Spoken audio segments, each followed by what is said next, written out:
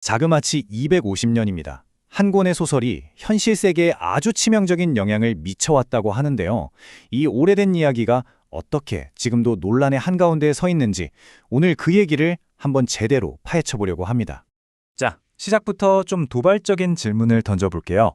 소설, 그러니까 허구의 이야기가 정말로 사람을 죽일 수 있을까요? 이게 무슨 영화 같은 이야기인가 싶으시죠? 그런데 거의 250년 동안 정말 단 한 권의 소설이 현실 세계에서 모방 자살이라는 아주 끔찍한 현상의 원인으로 계속해서 지목되어 왔습니다. 오늘 우리가 이 현상을 제대로 한번 파헤쳐 보기 위해서요. 먼저 모든 걸 시작하게 한 그 소설 이야기부터 해볼 거고요. 그 다음에 이 문학적 현상이 어떻게 과학의 연구 대상이 되었는지, 그리고 미디어가 어떻게 생명을 구할 수 있는지, 바로 그 열쇠가 될 파파게노 효과에 대해서도 알아볼 겁니다. 마지막으로는 이 250년 묵은 이야기가 오늘날 우리에게 던지는 메시지는 뭔지 그 의미를 짚어보면서 마무리할게요. 자, 그럼 바로 시작해볼까요? 자, 그럼 모든 것의 시작, 바로 그 근원으로 한번 돌아가 보겠습니다. 대체 어떤 소설이길래 자살을 부추긴다는 이런 무서운 논란을 일으켰을까요? 한 편의 이야기가 어떻게 18세기 유럽 전체를 매혹시키고 또 동시에 깊은 공포에 빠뜨렸는지 지금부터 살펴보겠습니다. 때는 1774년으로 거슬러 올라갑니다. 당시 젊은 작가였던 요한 불프강 폰 괴테가 젊은 베르테르의 슬픔이라는 소설을 발표하는데요. 이 소설이 그 당시 독자들한테 정말 신선한 충격을 줬던 게 이야기 전체가 주인공이 쓴 편지 형식으로만 되어 있었다는 점이에요. 굉장히 독특했죠. 줄거리는 아주 비극적인 삼각관계예요. 젊고 아주 열정 넘치는 예술가 베르테르가 로테라는 여성에게 그야말로 첫눈에 반해버리죠. 근데 문제는 로테에게는 이미 알베르트라는 아주 이성적이고 안정적인 약혼자가 있었다는 거예요. 결국 베르테르는 이 이룰 수 없는 사랑 앞에서 절망하고 권총으로 스스로 생을 마감하게 됩니다. 근데 이 소설의 진짜 핵심은요, 그냥 단순한 삼각관계가 아니었어요. 바로 감성과 이성, 이 두 세계관이 아주 격렬하게 충돌하는 거죠. 주인공 베르테르는 감정이 모든 걸 지배해야 한다고 믿는 그런 개인의 자유를 상징하고요. 반면에 약혼자 알베르트는 사회적인 규칙과 질서를 대표하는 인물입니다. 이게 바로 당시 유행했던 질풍노도 사조의 핵심이기도 했어요. 베르테르라는 캐릭터는 정말 강렬한 상징들을 남겼죠.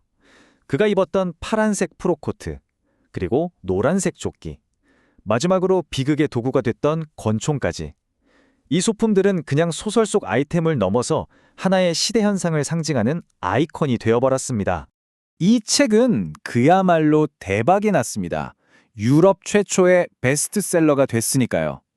하지만 이 엄청난 성공 뒤에는 아주 어두운 그림자가 따라왔습니다. 비극적이게도 유럽 전역의 젊은 남성들이 베르테르처럼 파란색 옷에 노란 조끼를 입기 시작했고, 심지어 소설에 묘사된 것과 똑같은 방식으로 스스로 생을 마감하는 끔찍한 일들이 벌어지기 시작한 겁니다. 결국 이 비극적인 사회 현상에 이름이 붙게 됩니다.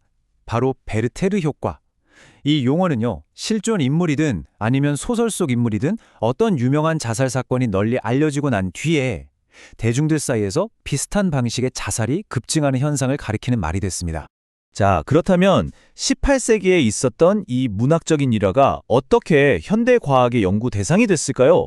다음 장으로 넘어가 보겠습니다. 사회적 전염의 과학. 이제는 단순한 옛날 이야기를 넘어서 심리학적인 증거의 세계로 한번 들어가 보시죠. 여기 이 차트를 한번 보세요. 베르테르 효과가 그냥 오래된 이야기가 아니라는 걸 바로 알 수 있습니다. 이게 2000년 이후에 발표된 관련 학술 연구의 수인데요. 그래프가 특정 시점에 확 치솟는 게 보이시죠? 이건 이 현상이 지금도 계속해서 과학자들의 주목을 받는 현재 진행형인 주제라는 걸 명확하게 보여주는 겁니다. 그렇다면 과학자들은 이 현상을 어떻게 설명할까요? 크게 두 가지 이론을 드는데요. 첫 번째는 사회학습 이론입니다. 말 그대로 우리가 미디어 속 인물하고 자신을 동일시할 때 그 사람의 행동을 따라 배우기 쉽다는 거죠. 특히 젊은 층에서요. 두 번째는 아노미 이론인데요. 유명인의 자살 같은 아주 큰 충격적인 사건이 터지면 사회 규범 자체가 흔들리면서 심리적으로 불안정한 사람들이 더 극단적인 선택에 취약해진다는 설명입니다. 바로 이 지점에서 미디어의 역할이 정말 중요해집니다. 화면을 보시면 한쪽에는 자살률을 높일 수 있는 위험한 보도 방식들이죠. 선정적인 제목을 쓴다거나 방법을 너무 구체적으로 묘사하거나 죽음을 미화하는 것들이요. 하지만 반대쪽을 보세요. 생명을 지킬 수 있는 보호 요인들도 있습니다. 위기를 극복한 이야기를 들려주고 도움받을 수 있는 곳을 알려주고 전문가의 조언을 싣는 거죠. 결국 이야기를 어떻게 전달하느냐가 말 그대로 생사를 가들 수 있다는 겁니다. 자, 바로 이 지점에서 우리 이야기는 이제 희망적인 부분으로 넘어갑니다. 바로 생명을 구하는 보도의 힘이죠. 베르테르 효과에 대한 일종의 해독제를 소개해드릴 시간입니다. 재미있죠? 문제에는 소설 주인공의 이름이 붙었는데 해결책에는 오페라 등장인물의 이름이 붙었습니다. 베르테르 효과의 정반대 현상, 이걸 파파게노 효과라고 부르거든요. 모차르트의 아주 유명한 오페라 마술피리에 나오는 캐릭터 이름에서 따온 거예요. 오페라를 보면 파파게노라는 캐릭터가 사랑을 잃고 너무 슬퍼서 극단적인 선택을 하려고 해요. 근데 그때 요정들이 나타나서 다른 방법도 있다고 알려주면서 위기를 넘기거든요. 그래서 파파게노 효과라는 건 언론이 절망적인 이야기 대신에 위기를 극복한 이야기, 자살 말고 다른 대안들, 그리고 도움을 받을 수 있는 곳에 대한 정보를 집중적으로 알려줘서 오히려 자살을 예방하는 긍정적인 효과를 말합니다. 그럼 이걸 실제 보도에 어떻게 적용할 수 있을까요? 크게 3단계로 정리해 볼 수 있습니다. 첫째, 죽음이 아니라 삶에 초점을 맞추는 거예요. 희망과 회복에 대한 이야기에 집중하는 거죠. 둘째, 도움으로 가는 길을 아주 구체적으로 알려줘야 합니다. 상담 전화번호나 지원기관 정보 같은 거요. 마지막으로, 그리고 이게 가장 중요한데 절대 미화하면 안 됩니다.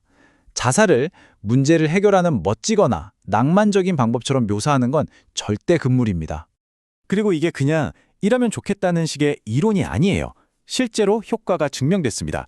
과거에 지하철 투신이 심각했던 오스트리아 빈이나 홍콩 같은 도시에서 이런 미디어 가이드라인을 도입했더니 정말로 자살률이 눈에 띄게 줄었다는 연구 결과가 있습니다.